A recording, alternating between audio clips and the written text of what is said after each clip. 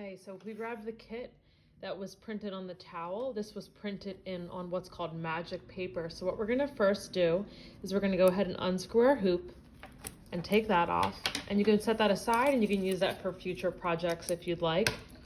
So this was printed on what's called magic paper. So I'm gonna go in and I'm actually gonna cut away the excess magic paper. I'm gonna be very, very careful not to cut my stitching or my cloth.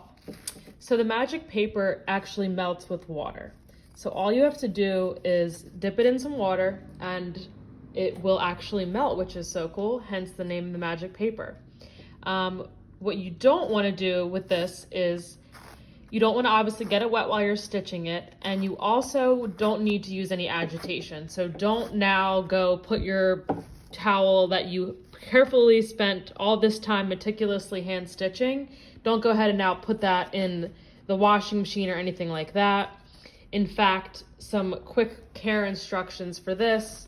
If you give it as a gift, you can let your receiver know as well that hand embroidery is, of course, very delicate. So we don't want to throw it in the washer and dryer like as if it were just a regular old towel. It does have the hand detailing on it.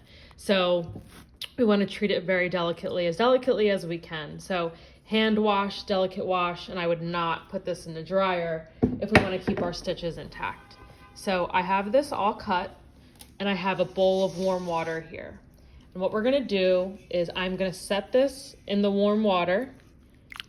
And the reason we use high quality thread is the colors are not gonna run, and you can already see that it's kind of dissolving.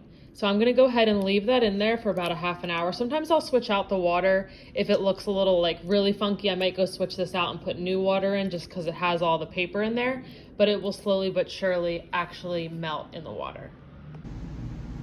All right, so I went ahead and soaked mine. I did change the water out a couple of times, and again, I kind of like gently just kind of moved it around a little bit.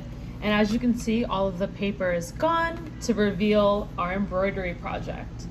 If you take a look at it and you're kind of like, wow, this part's looking funky, that part is looking funky, you can always throw it back in your hoop and restitch any like little areas that you want. But yeah, I'm really happy with it and I hope you are too.